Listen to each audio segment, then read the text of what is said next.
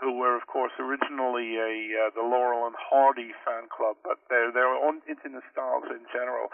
Herb has introduced me to a lot of old-time people. When I first came to New York in the early 70s, I live in New York part-time now. When I first visited, no, late 70s, sorry. When I visited New York in the mid-70s, he introduced me to Joe Smith of Smith and Dale. And I briefly worked with Joe Smith when he made a very quick appearance at the Tony Awards. I was working for Alexander Cohen, whom I also worked for in London. Alexander Cohen used to produce the Tony Awards, and we had Joe Smith on one year. They dropped the curtain. He was an old man. So they dropped the curtain, and we pushed him out in a wheelchair, and we stood him up, and we got the wheelchair off stage, and they raised the curtain, and Joe Smith took a bow, and then they dropped the curtain, and we wheeled him off again because he was so old he really couldn't walk. But his mind was amazingly clear, and he told me some wonderful stories about with Smith and Dale. Of course, Charlie Dale was dead by then. I never met him, but I got to meet so many interesting people through the Sons of the Desert. And there are still these nostalgia groups around the country. I go to Cinecon. There's an old film festival in Liverpool, New York. If I'm in New York when they run it, I go up to Liverpool. There are the similar organizations. In Britain, there's a wonderful man named Roy Hudd. He's an actor, Hudd. He's an actor, and a lot of people actually don't like him as an actor, but he's very involved in preserving old-time show business, and he collected testimony from a lot of old variety hall performers and comedians and obscure actors and so on, and he's preserving that. So, these people do exist. It is wonderful that there are people who are still interested and want to know these things and preserve these things. Well, what we should get in during the interview, some talk about old-time radio. We've touched on a little bit, but we play that regularly here. Yes, I love old-time radio. It's funny. I've experienced a lot of American old-time radio by virtue of being able to hear the recordings. Something I find very intriguing is that a lot of the old American radio, they actually had to do it twice, once for the East Coast and once for the West Coast, and they didn't record it. And very often a show like, for instance, Lights Out, Arch Oboler, they would actually use the same script every 6 months or so, with different actors. And somebody, every so often I'll meet someone who says, I remember that wonderful broadcast starring so-and-so. And it turned out someone else someone else heard the same broadcast, but it was starring someone else. There was actually the same script transmitted on two separate occasions. I am very fond of the old British radio comedy. There was a wonderful radio show in Britain during World War II called It's That Man Again, starring Tommy Handley. And it really kept Britain laughing through the war. And then right after the show was canceled, he died. It was like it was his life's work. And when the show was gone, he had no further reason to live. There were a British comedy team who were amazingly similar to Abbott and Costello, called Jewel and Walrus, Jimmy Jewel and Ben Walrus, and they were almost like brothers. They were actually first cousins who were born in the same bed, and they were raised not all at one go. They were a few months apart, but they were raised in the same household because their mothers were sisters. And Jewel and Walrus were very similar to Abbott and Costello in their performances. In private life, they were very different from Abbott and Costello, but they had a radio series in Britain called Up the Pole. And the premise of this is that Jewel and Walrus actually live at the North Pole. And they're constantly encountering, travelers who just happen to be passing through the polar ice cap for some reason. It's a very funny show. And I had to laugh tremendously. I was at a nostalgia convention in the States a while back, and they were playing a broadcast of an old Abbott and Costello show. And I had often noticed that the two acts were very, very similar. In fact, Jimmy Jewell even dressed, when they did their stage act, even dressed a lot like Abbott and Costello, dressed a lot like Lou Costello. But I'm listening to this Abbott and Costello routine, and they decide to go to the North Pole. So Abbott says, well, let's go to the North Pole. And then the organist plays a musical bridge. Do-do-do-do-do-do-do. And then his next line is, here we are at the North Pole, which, of course, you can only do this in the radio. You can't do this on television. And I had to laugh because I'd always sort of thought of Jewell and Morris living at the North Pole, and now here Abbott and Costello up there with them. And it's getting crowded up there, They're all there together. Off stage, Ben Warris, the straight man of Jewell and Morris, he was a real fop. He was a dandy. He was allegedly the very sensible one, and Jimmy Jewell played the idiot, the Lou Costello character. But Ben Warris was a dandy. Whenever they did a new stage act, he'd say, I'll have a new suit made for that. And he wore tailor-made clothes. He dressed like he was on his way to the coronation. And so he died broke in real life, whereas he spent all his money on clothes, whereas Jimmy Jewell, who played this very Lou Costello-ish idiot in that act, he was actually a very sensible man, and he saved his money, and he retired quite comfortably. They were quite funny. I could listen to them all day. There was a very odd British act called the Crazy Gang, who consisted of 3 double acts. It was 6 different men. There were 3 comedy teams. There were Flanagan and Allen, Nervo and Knox.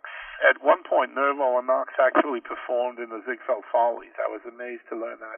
And Norton and Gold. They were 3 separate acts, and every so often they would all get together and they'd make a film, or they would all perform at the Victoria Palace in London. I've been to the Victoria Palace many times, but unfortunately, I never saw them. They were just a bit before my time. But Flanagan and Allen would do crosstalk routines very similar to Abbott and Costello, like here we are digging for gold ore. For gold ore what? I'm of course doing it horribly. But they were very funny. They would talk very fast. Very rapid crosstalk team, and they were quite successful. Bud Flanagan put his money into betting parlors, so he got rich. He did quite well. Of course, they're all dead now. Trying to remember some British acts that I like. It's so interesting. We had a hugely popular comedy team. You might have seen their work has been shown in the States. Morecambe and Wise. Mm-hmm. On the radio, they were absolutely nothing. They just flopped very badly, and then they were a huge success on television. And yet they made a couple of films, and their films are awful. They're not remotely funny, and yet their television work is hilarious. And they remind me, I mentioned how Jewell and Morris were similar to Abbott and Costello. You probably remember the 1930s. Well, I mean, maybe you weren't alive then, but you probably know of the 1930s team Wheeler and Woolsey, mm-hmm. who made those RKO comedies in the 30s. Do you know them? Yeah. Yeah, Wheeler and Woolsey, yes. I've seen a few of their films. They did... Morecambe and Wise were very similar to Wheeler and Woolsey. Huh. Eric Wise was like Bert Wheeler, and Ernie Wise was very similar to Bert Wheeler and Bert and Ernie. and Eric Morecambe was similar to Robert Wolsey, but I don't think they were imitating them. I think they independently thought it up. And in fact, I just now recall Wheeler and Wolsey used to do a map reading routine about two countries called Which and What, which is very similar to Who's On First, only of course they did it before Abbott and Costello. So there's really there's nothing new. Almost any comedy routine you can think of, or a comedy act, someone did something similar earlier. You know, the ancient Chinese were probably doing Who's On First back in 5000 BC. You know, it's all out there somewhere. Yeah. But if you hear the British radio from the same time as the American radio, over here we're familiar with, maybe we've heard some It's That Man Again or The Goon Show, and that's all that's really available. I'm glad you mentioned it, The Goon Show. There was one episode of The Goon Show where Spike Milligan and Harry Seacombe are trapped in a pit, and the only way they can climb out is by standing on each other's heads. This is, of course, a radio show. So with a lot of grunting and gasping, Milligan climbs up on top of Harry Seacombe and stands on Harry Seacombe's head.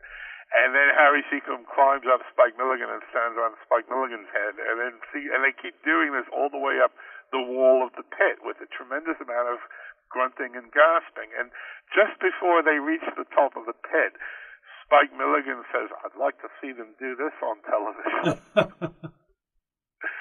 One wonderful thing about Britain is that the radio drama and radio comedy continued much longer than they have in America. I know there are still a few diehards in the United States who are still doing original radio drama and so forth. So I know it's not dead. But in the 60s and 70s and so on, one could still, actually later than the 70s, to this day, one can still turn on the radio in Britain and hear a new play, drama, written for the radio. There's also adaptations of other work, but in fact, something I would love to hear, I don't know if this exists, during the Blitz, there was a very popular radio drama in London, in Britain in general, based on Conan Doyle's novel, The Lost World, which is, of course, there's this plateau in South America where dinosaurs still exist. So they did this as a radio serial, and they had the sound effects man playing the roar of the dinosaurs, although I say dinosaurs actually hissed, not roared. But anyway, it's a very, very popular radio drama. And it was so popular, they decided to do a sequel. And if you've read the science fiction novels by Conan Doyle, the sequel to The Lost World was called The Poison Belt. And in that novel, everyone on Earth dies except our little plucky band of heroes. And then it turned, because the Earth went through a belt of poisonous gas. And then at the end of the book, it turns out that the gas only knocked everyone out, and most people are still alive. They were just unconscious. A few people died. Anyway, they were all set to air this radio serial, and then someone suddenly realized, here we are. If you read the novel, The Poison Belt, there's four men going through London in a motor car, and they're surrounded by absolute silence and thousands of bodies just motionless all over the place, and the whole world seems to be dead. And this is very compelling on radio. If you were to hear this on the radio during the Blitz, what would you think? There'd be a panic. It's like Orson Welles with The Martians. Yeah. By the way, I think that story is vastly overrated. I think a few people panicked all over the United States, but therefore it was perceived to be a nationwide panic. I think most people knew what they were hearing, even if they tuned in late, because we have I'm thinking of Charlie McCarthy here. You know, the Charlie McCarthy show was on another station. Uh-huh. So most people tuned in late to the War of the Worlds because they'd been listening to Charlie McCarthy and they didn't hear the opening credits. And they tuned in and they heard the Martians killing people and they didn't realize it was a program. But there was in Britain, you know, whenever I read about old-time radio, someone always says, isn't it funny that a big star on the radio was a ventriloquist, meaning Edgar Bergen? Oh, yeah. In Britain, we had a very popular radio show called Educating Archie, and it starred a man named Frank Brew, Brough, and he was the ventriloquist. And they don't like calling their dummy a dummy; they call it a figure, his dummy or his figure was a schoolboy named Archie Andrews, no relation to the one in the comic books here, Riverdale High. Archie Andrews was a wisecracking schoolboy, and he was a ventriloquist dummy, and it was a hugely popular show. And this was, of course, a radio program, and people are tuning in to listen to a ventriloquist dummy. And then in early television, I know that Bergen and McCarthy did some television, but I don't think they ever had a regular TV show. I'm pretty sure they did not. Maybe I'm wrong. I think they did. They had a brief rip-off of You Bet Your Life, which didn't really succeed. Well, I know that Candice Bergen, as a girl, appeared with Melinda Marks on You Bet Your Life, and they sang an Irving Berlin song for Groucho. But I also have an old book in which Edgar Bergen predicts that his daughter Candice will be a movie star someday, which is interesting. But anyway, Educating Archie became a television program, and it was written, believe it or not, by Marty Feldman. So, one would think Marty Feldman, he wanted to be a performer. They actually didn't want him on early television in Britain because of his thyroid condition. He looked so peculiar. They said, if we put a man like this in front of a camera, people will complain. So he was writing jokes for a ventriloquist dummy. Marty Feldman was, I'm sad to say this, he was a brilliant comedian. He was a very, very unpleasant man. He wanted to redesign the human body, which, considering what he looked like, I can understand that. But he was a very, very spiteful man. Very, very hostile towards religion in general, which I can understand. He had there's a very popular story in Britain called Four Feathers that has been remade several times as a film. And it basically says that if your nation goes to war, you must support it. If you're a young man, you must join up and go off to die for king and country, And nowadays that sentiment is very, very unpopular. And Marty Feldman received an offer to star in a film parodying Beau Geste. And he got Beau Geste mixed up with Four Feathers. And he thought he was going to parody a novel that he hated very much. He didn't do much reading, so he got the two confused. He eagerly signed up to do a film called The Last Remake of Beau Geste because he thought he was going to make fun of the Four Feathers. And then once he was committed to the project, he realized he was making fun of the wrong movie, and he wanted to get out of it. And he's very upset about it. As much as I admire and enjoy his work as a human being, he really was not a nice man, so to say. Getting back to radio, we had some amazing ventriloquists in Britain. We had a fellow named Arthur Worsley, who his dummy was named Charlie Brown, no relation to your comic book Charlie Brown. Arthur Worsley had this brilliant gimmick. He was the ventriloquist who wouldn't speak. And the dummy would harangue him. The dummy would yell at him, would curse him out. And Arthur Worsley would just stand there with this very embarrassed look on his face, And we have this running joke that ventriloquists can't pronounce certain letters, the plosives, that if you want a bottle of beer, that a ventriloquist has to say "bottle of gear," because if he says a B, then his lips move. Arthur Worsley actually could say "bottle of beer." It was a brilliant routine. The dummy, Charlie Brown, would say to him, "Let's hear you say bottle of beer without moving your lips." And Worsley would do this double take as he sort of realized, I can't do that. He wouldn't say it out loud, but he would realize, it's impossible to say bottle of beer without moving your lips. And then the dummy would proceed to scream the words, "Bottle of beer, bottle of beer, bottle of beer," and until it dawned on the audience that he was actually pronouncing the B's without moving his lips. And I'm not doing it justice. It doesn't sound funny with me telling it to you, but it's brilliant.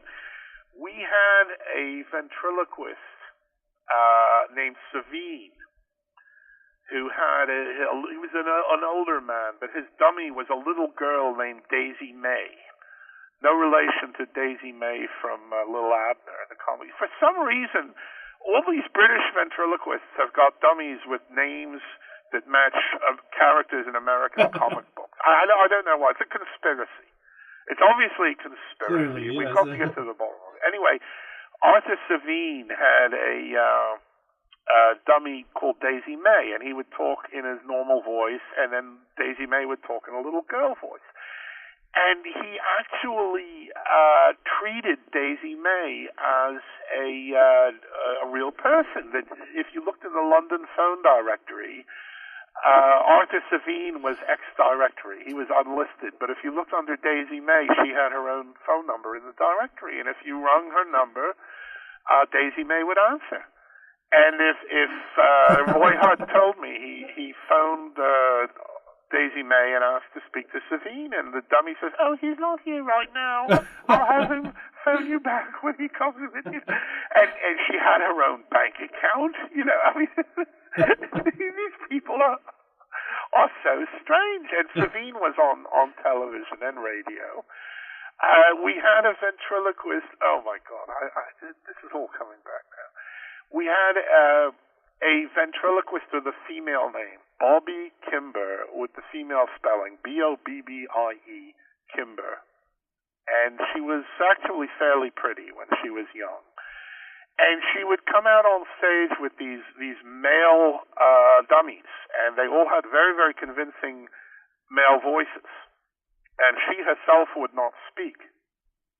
You would never hear the female voice. And then years later, someone found out that Bobby Kimber was actually a man. Oh. And he wanted to perform on stage as a female impersonator. But he never did radio for obvious reasons. He wanted to perform as a female impersonator, and I've seen photographs. He actually looked like a fairly pretty young lady, but he couldn't do a female voice. So he went on stage as a woman would do as a ventriloquist, doing male voices. It's very strange. We had a very popular comedy act called. This one did some films, and I've written reviews about some of these. There was a performer called Old Mother Riley, and this was actually an elderly Irishman named Arthur Lucan, who performed on stage and in films as an old woman. And I tried to track down information about him, and I could never find a photograph of him as himself. I could only find photographs of him dressed up as Old Mother Riley. And I thought, why is he never in male clothes? And it turned out that he just simply wanted not to go recognized. He wanted to be able to go to his local pub and have a drink without being recognized as a film actor. So he only released photographs of himself when he was dressed up as Old Mother Riley. And his straight man, if that's the right term, was his real-life wife, Kitty McShane. And she was, they were in films together. She was actually much younger than him. In the act, she was meant to be Old Mother Riley's daughter. And it got to the point, off screen, they used to have these tremendous rows. they would perform at the Bristol Hippodrome or somewhere, and there'd be another act on stage. And the audience could hear Lucan and McShane screaming at each other from backstage, you know. And then they'd come on, and it was all sweetness and light. And then they'd go backstage, and they'd start screaming again. And they ended up hating each other so much that they ended up shooting their last film together separately. They were never both on screen at the same time. There was some amazing acts. There was a very, very popular film star in Britain, a film comedian, George Formby. He did some radio and some stage, and I don't think he did television. George Formby's wife, Beryl, was an absolute tyrant, and she would show up. She was also a frustrated actress. She wanted to make it as an actress, and she couldn't. She would show up on the set of his films every day, and she would hang over him to make sure that the leading lady would never kiss him, or that he would never kiss the leading lady. And in his films, he was a bit like Eddie Cantor. He would get the girl, but there would never be a clinch at the end. So because his wife wouldn't let him kiss anyone. So he had. In fact, one of his films was directed by Monty Banks, who also directed Laurel and Hardy in Great Guns. Yeah. He was the husband of Gracie Fields, Monty Banks. So you see, these people are all linked up. There was actually a man out there who directed Laurel and Hardy and also directed George Formby, just as the cameraman on those old German silent films was also the cameraman on I Love Lucy. You know, it's amazing how these things link up. So he had George Formby was hugely popular in Britain, and the money came rolling in, but his wife controlled it all. So he had like maybe 6 shillings pocket money every day, which even in the 1930s was a very small amount of money. You know, he liked to collect antique cars like Jay Leno does now, but his wife wouldn't always let him spend all that money on a car. There are some amazing people. I used to just sit with Roy Hudd and the White Rats, which is the British Vaudeville Association, and just listen to these people reminisce about old time. I keep thinking of writing a book about all this. You know, I really ought to just shut up and write it. You know, I'm sure it would be a fascinating book. There's so much material there. Well, again, I want to avoid dirt. I wrote there's a documentary running now in the States called Behind the Burley Cue, which is about the old-time burlesque. And I don't know why they said Burley Cue. I've never met a real person who actually said Burley Cue. They always said burlesque. But anyway, a fascinating documentary. And I reviewed this movie for IMDb, and one of the burlesque strippers whom they interview in this movie, they're all these old ladies who used to strip in burlesque when they were 16 or 17, but they're still alive, amazingly enough. One of them had worked with Abbott and Costello in burlesque, and there are some amazing stories about Abbott and Costello in burlesque that just never made it into the radio or film or television. I'll tell you one Abbott and Costello burlesque joke that might not make it onto the radio. You might decide to cut it. Costello says, "Hey Abbott, I just wrote a poem," and but Abbott says, "All right, Costello, let's hear your poem." And Costello says, "There was a girl from Boston, Mass. She went in the water right up to her knees." And Abbott says, "That doesn't rhyme." And Costello says, "Well, wait till the tide comes in. Woo!" And yes, anyway, they did that in burlesque. That was their typical material. But they had a friend who was a burlesque comedian named Rags Ragland. And he made a couple of movies. Like if you saw Anchors Away, where Gene Kelly and Frank Sinatra get arrested by a cop, he's the cop who arrests them. Rags Raglan made a very few movies. He died quite young. He drank a lot, but he was a burlesque comedian. And one time, Abbott and Costello were in burlesque. They were doing that routine Crazy House, where they did this on their TV show, so maybe you've seen it. Lou Costello has insomnia, and he needs to sleep. So he checks into hospital to just get some rest, but he doesn't realize it's really a crazy house. And it's full of lunatics. So he's in bed, and he's trying to sleep, and all these crazy people keep coming into the room and acting strange, you know. So I'm sure you've seen this routine. So anyway, while Lou Costello was on stage, Rags Raglan was dating one of the strippers in the show, but he was also double timing her with two timing her with some other stripper. And the stripper had found out, and she had a shotgun. And Lou Costello is on stage in bed, and he's supposed to be in a lunatic asylum. And all these weird people are doing weird things, and it's all part of the act. And all of a sudden, he hears a gunshot. And Rags Raglan comes running on stage half naked, and a stripper comes out after him firing a shotgun. And she's saying, "I'll kill you, you obscenity." And he jumps off the stage into the audience, and she's still firing the shotgun at him. And Lou Costello thought, he knew this wasn't in the script, but he figured, is this part of the... Are they ad-libbing this?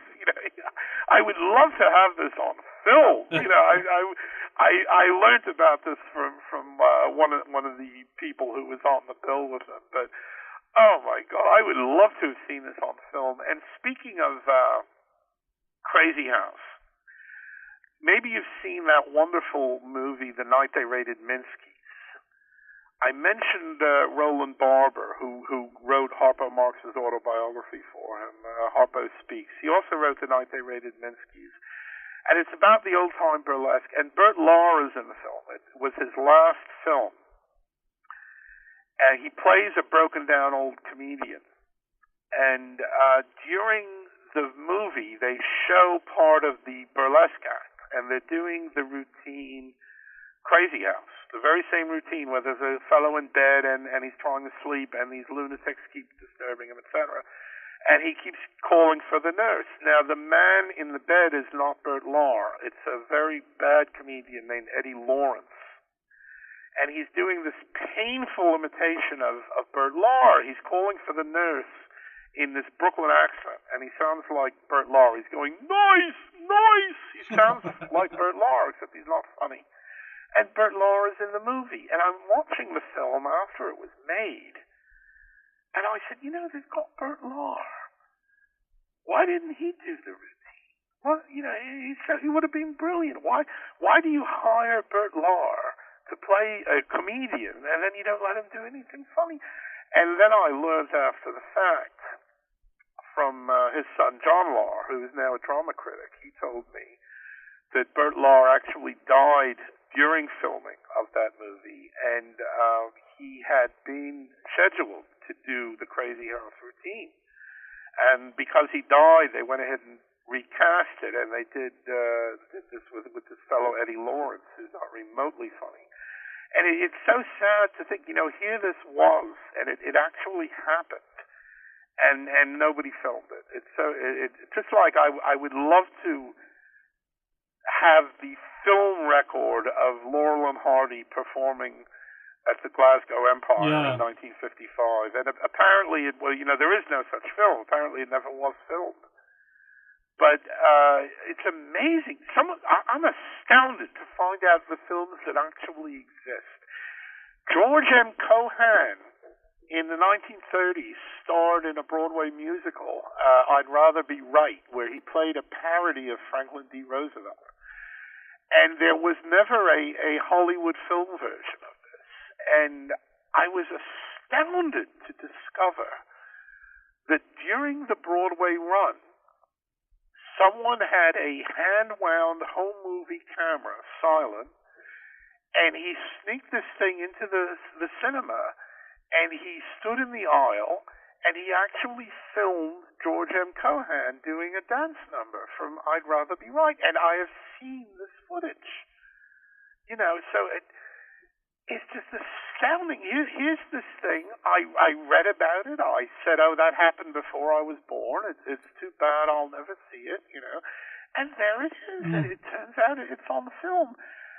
Orson Welles did a stage production of Macbeth, the Scottish play, with an all African American cast, and it was filmed. It's astounding the things that you think these things are gone forever, and it turns out no, the film was made and it still exists. Very often, I mean, not all the time, of course. But it's astounding some of the things that one can see if one takes a bit of trouble. And nowadays everything's all going to be on DVD, So if or TiVo or YouTube or whatever. So if something survives at all, you'll be able to just go online and there it is on YouTube. So it's good that these things are coming out of the woodwork. Well, yeah, a lot of these films now much more accessible. Oh, go on, yeah.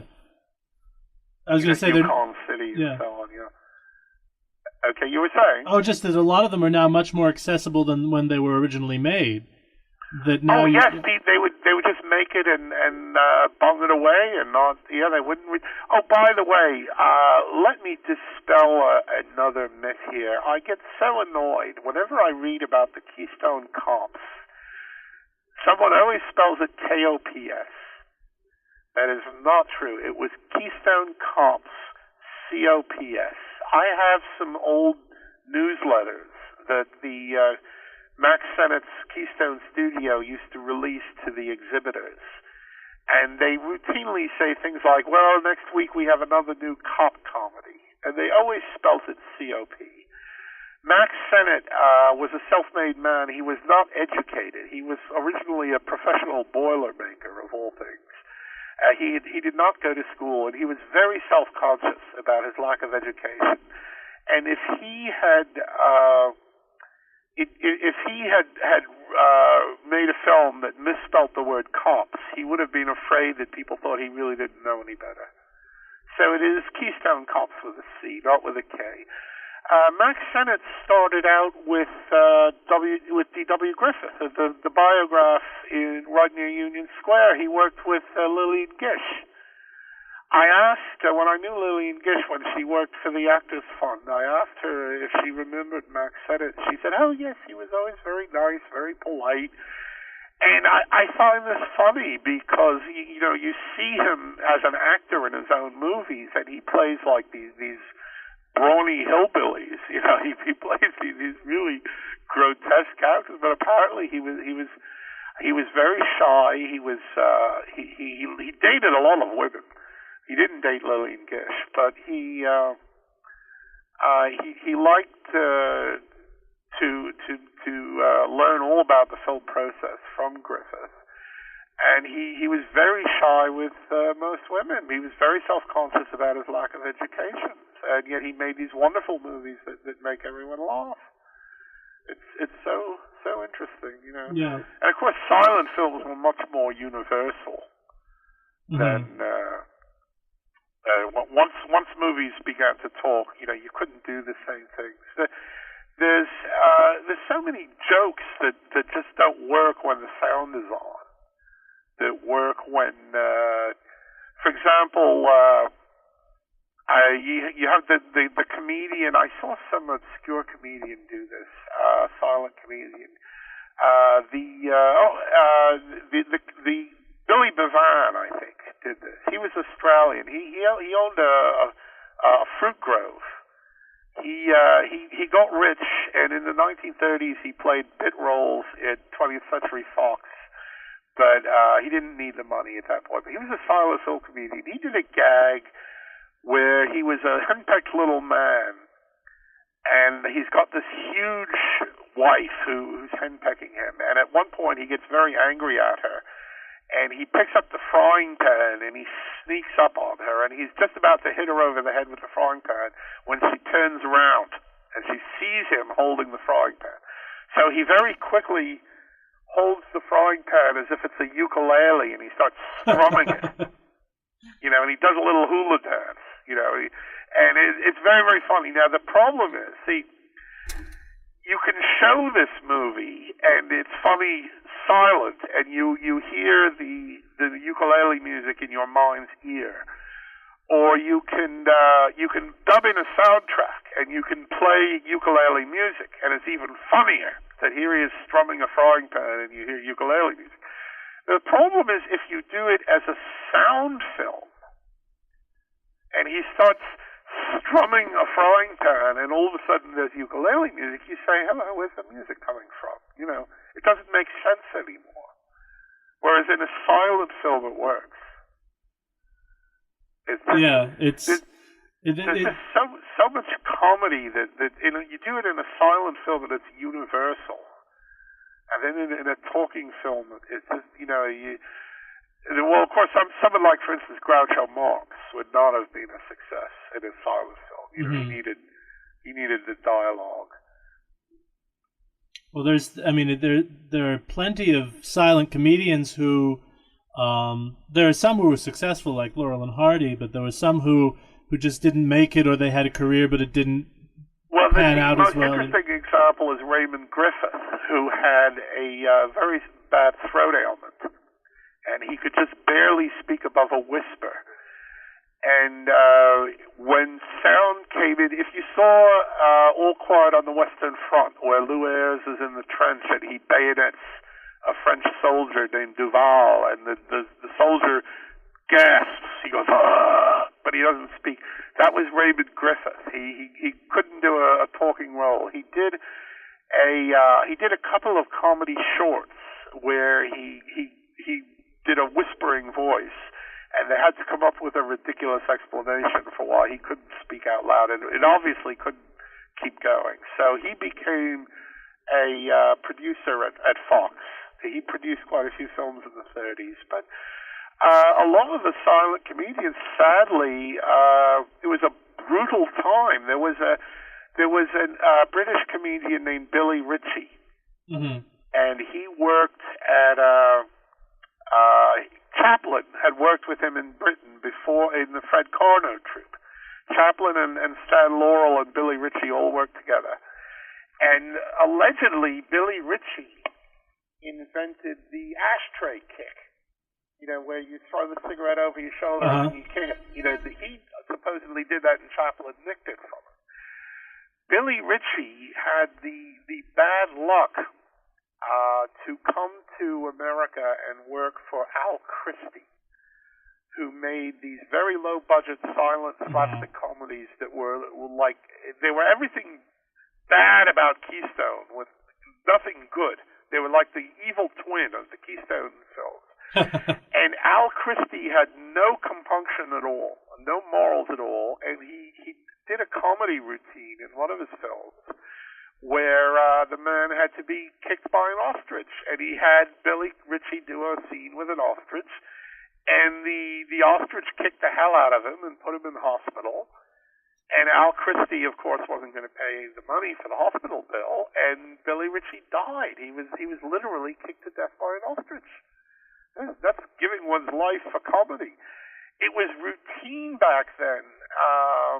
If they needed a shot of someone running along a railway track with a high-speed train right behind them, they would say, oh, I need a shot of you walking into this train tunnel here. Just walk into the tunnel. That's all.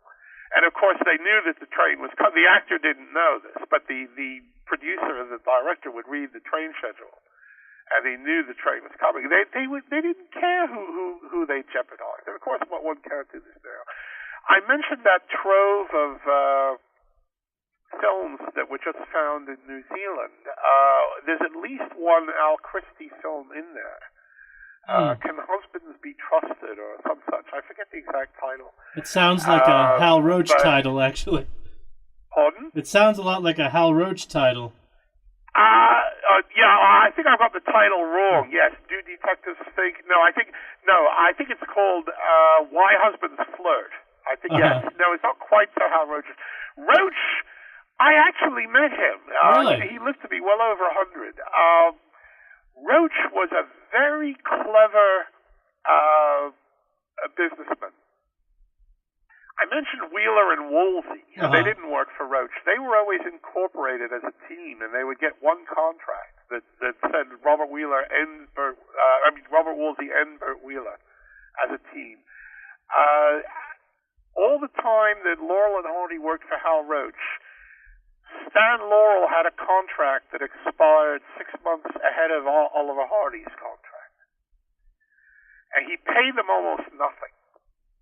So if they wanted to get a better deal elsewhere, they couldn't break the contract. What would have to happen would be Stan Laurel would have to make a go of it alone for 6 months and see if anyone would hire him sans Hardy. You see, if you saw the movie Zenobia that Hal Roach made with Oliver Hardy and Harry Langdon, Laurel had lost his contract, and he, rather than re-signing with Roach, he tried to get a better deal somewhere else. And he couldn't do it. Nobody wanted Laurel without Hardy, so he ultimately came back. And Laurel and Hardy, sadly, never did make a lot of money. All the money went to Hal Roach. He had other comedy teams. He had Thelma Todd and Patsy Kelly as a female team. And again, it was the same lurk, the same scam, that one contract ended before the other. They were never tied together. Roach was a very cagey man, very clever businessman. One thing I don't like about his comedies is he tended to have the characters, the actors use their own names. Yeah. You know, so Charlie Chase when I'm was Charlie Chase. discussing the characters that Laurel and Hardy played, I hate to say, for example, well, Stan Laurel is a complete idiot. You know, because I mean, he's playing this simpleton, this Gordon, this idiot on screen. But of course, people might think I'm actually talking about Stan Laurel, the man, right, who of course was but not remotely an idiot. You know, he had quite a temper, though. I knew Joe Rock, who worked with Stan Laurel early on. He worked with him before Laurel met Hardy, and Laurel was married something like 8 times to 4 different women, and he had this horrible temper. He would chase his wife and throw her in a ditch, and oh my God, he was. I suppose he was a nice man. I would love to have met Stan Laurel. Apparently, he was a beloved man among those who knew him personally. So I imagine he was a good. But he had this horrible temper that was nothing like what one sees in his movies, you know. So, and reportedly, Babe, as his friends call, I shouldn't really call him Babe because I never met him, but people who knew Oliver Hardy, his friends called him Babe. He apparently just didn't give a damn. Once the work was done for the day, he would go home and cook, or he liked to play golf. He was apparently a pretty good golfer, but he would just show up, do the script, and go home. And whereas Laurel was very interested, he would write gags. He actually produced at least one of their films. Laurel was a real craftsman, whereas as Oliver Hardy, for all his great talent, he was just an actor. That was the only thing he did. He was not otherwise creative, but very good in what he did. One thing I don't like about meeting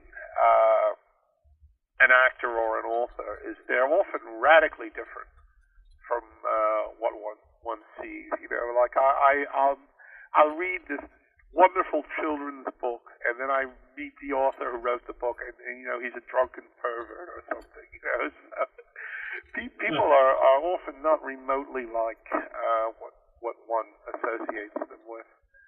Well, often maybe that just means they're a better actor. Well, you know, now there's something I've noticed. If you see an actor who plays villains off screen, out of character, he's often a very nice guy. Mm. The actor who only plays, pillars of society off stage or off camera is often a complete bastard, and he will not play an unsympathetic role because he wants everyone to like him. He's a very unlikable person, and he doesn't want to change his behavior, but he still wants to be loved. So he will only play sympathetic roles. I could name one. I shan't name him here, but I could name one actor. He's dead now, but he always played like district attorneys and police chiefs, and he was very, very, very respectable on screen, and the public loved him, and off camera he was just an absolutely contemptible man, and I might name him if I ever write that book, but for now I'll.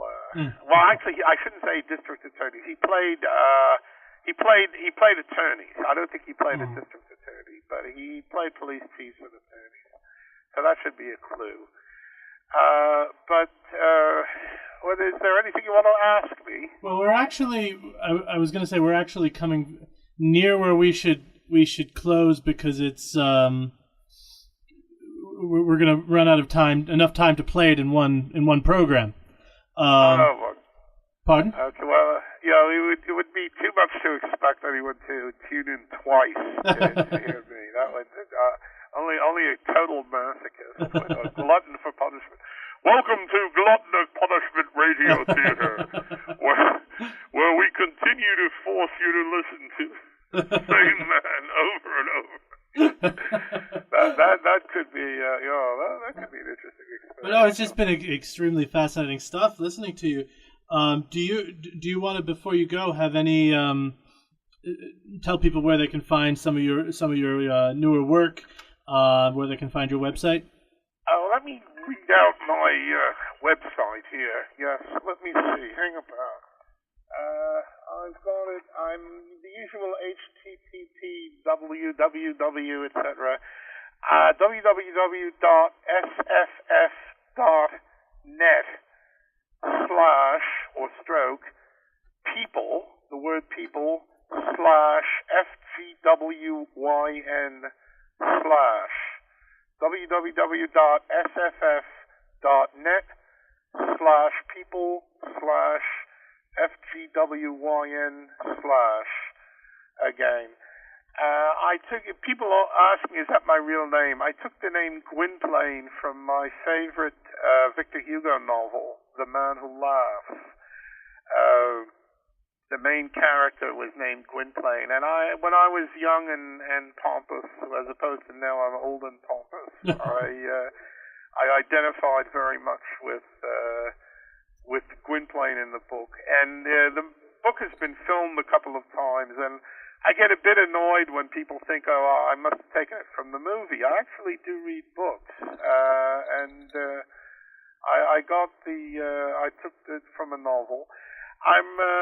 My last novel I published under my own name was called The Woman Between the Worlds, which is on Amazon, but that was rather a long time back. I do some writing under other names, which I don't always divulge. So we can keep that secret for you. Pardon? I said we can keep that secret for you, which books those might have been. Because anything that's announced on your program will never be heard by anyone. Yes. So, yes. Well, the advantage of obscurity is I can go to stand in Harrod's window and give away all my secrets and nobody cares. If I were Lady Gaga, then they'd be hanging on my every word. But no, I do some ghost writing for corporate people and so on. A lot of my writing never has my name on it.